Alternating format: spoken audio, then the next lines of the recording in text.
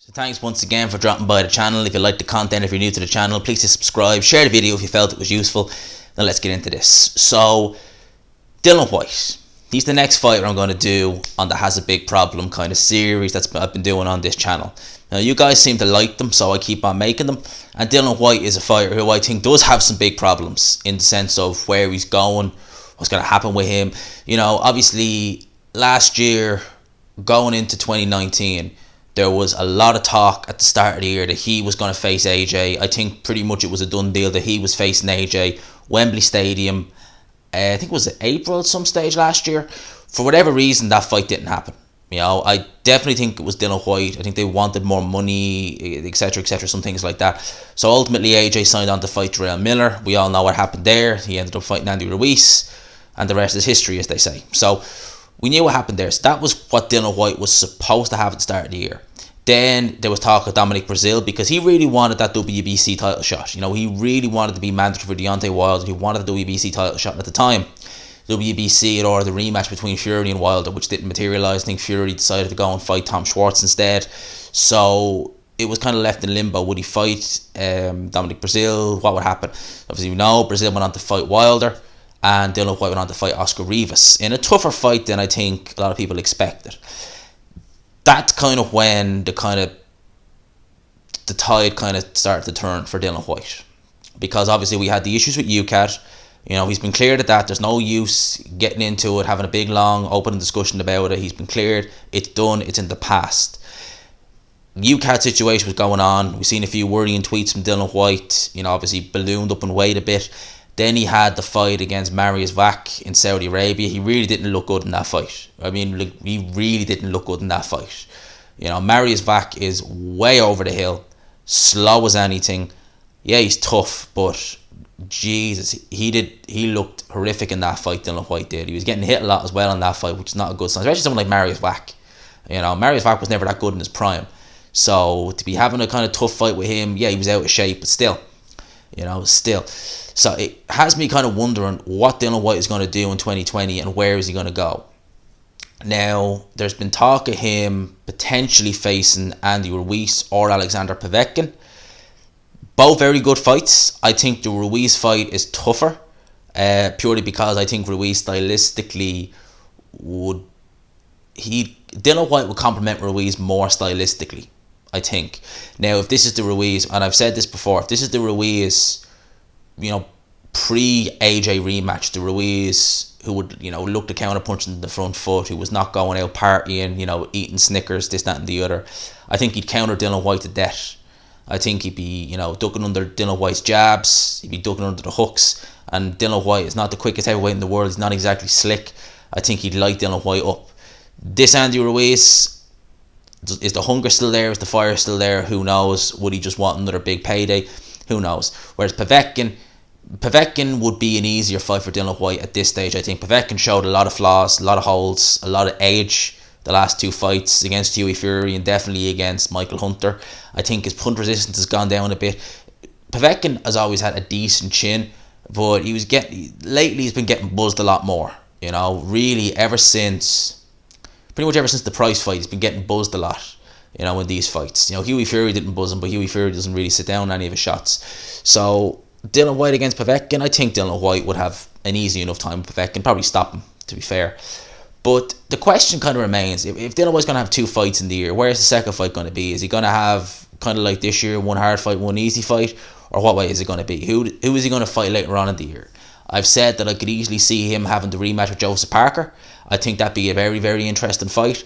I don't know who I pick in that fight, to be honest with you, because I think with Parker has all the ability to beat Dillian Whyte, but I think mentally he's maybe not quite there. You know, I don't think he has that, you know, aggression still in him to, you know, really go in there and, you know, take the bull by a scruff of the neck. He only did it against Dillian Whyte when he was tired. So Joseph Parker versus Dillian Whyte, it would still be a good fight. Their first fight was very good.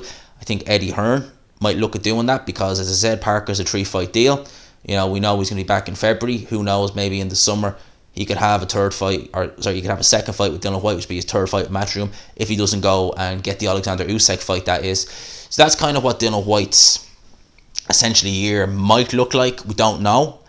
But I'm going to go out there and I'm going to predict something. That I think Dillian Whyte will lose before he fights the winner of Deontay Wilder versus Tyson Fury. That's just what I think. Because when I watched him in that fight with Mariusvac, and I watched it with the DAZN commentary, they kept hinting at the fact that Dillian Whyte, although he's done brilliantly for himself since the Anthony Joshua fight, to turn himself into a pay-per-view star, self-manage him, take all these tough fights, amazing what he's done, but he's had a lot of tough fights. You know, the Joseph Parker fight was tough. Both Chisora fights were tough. You know, who else has he fought? The Rivas fight was pretty tough. You know, Dillian Whyte's had some tricky, tough fights. You know, definitely he has. So that's wear and tear. Whereas guys like Deontay Wilder, Tyson Fury, when's the last... The toughest fight Deontay Wilder's probably ever had? And I would probably say Tyson Fury, but it wasn't necessarily tough in the sense of the punishment he took. It was tough in the sense that he was just getting outboxed. So these guys aren't really taking beatings. So they're probably fresher in their career. Even though Deontay Wilder's older than Dillian Whyte, I think, they're probably fresher in their career than Dillian Whyte is. So you got to wonder, if Dillian Whyte fights, say, 2 top level guys this year, there's a good chance he could lose. And then he loses that mandatory shot. You know, I think it'd be an absolute sin. It'd be an absolute sin if Dillian Whyte leaves the sport of boxing without having fought for a world title. And yes, people can say, well, he had the chance against AJ. I know he did. But what Dillian Whyte wants, he wants the Deontay Wilder fight. I don't particularly know why. Maybe he thinks it's a more winnable fight than against Anthony Joshua. I personally don't. I think Deontay Wilder, that's a 4 or 5 round job for Deontay Wilder, maybe less. But I've been proved wrong. I could be wrong, but I don't think I will be. But with Dillian Whyte, you got to wonder, is there the miles on the clock are starting to come. Like, even that Mariusvac fight was tough. Even though he won it, but he took a lot of shots in that fight. Look, he took a couple of shots in that fight. Even against Robert Helenius, even though he won pretty much every round, he's getting buzzed against Helenius. You know, we've really seen Dillian Whyte's chin, you know, be a bit shaky as of late. Over the last few years now, actually, because the Helenius fight was, 2017, I think? It's 2017. I don't think he was ever really buzzed against Chisora, to be fair. But I don't think Chisora was really hitting as hard back then as he is now. So, yeah, those are kind of my thoughts on Dillian Whyte. So, where is he going this year? And what's the overall plan?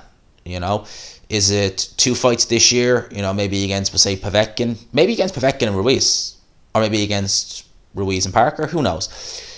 2 big fights, I would imagine, for Dillian Whyte this year. And hopefully he can culminate it in a world title fight next year against the winner of Wilder Fury. And if they have a trilogy, which people are talking about this year, then maybe he could, you know, he could fight Wilder, he could fight Fury, they could swap wins. Problem with having that trilogy then is what if Fury wins this fight and then he goes and rematches Wilder and he gets knocked out late?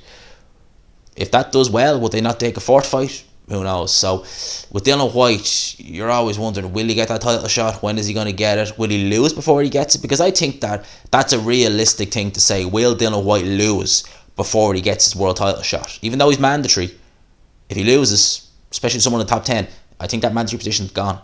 So, you know, will Dillian Whyte lose before he gets the mandatory title shot? So, it's an interesting one. Let me know what you think down below. I hope you enjoyed this video. I like these fighters have problem videos. They're actually quite fun to do. Quite fun to talk about. So let me know what you think down below. Hope you enjoyed the video anyway. If you did, please leave a like, subscribe, of course, if you're new. I'm back in my original kind of G-man seat. I hate having the seat. It was over there originally, but I didn't like it over there, so it's back here. Hope you enjoyed the video. Let me know what you think down below. Subscribe, of course, if you're new. And as always, I will talk to you after.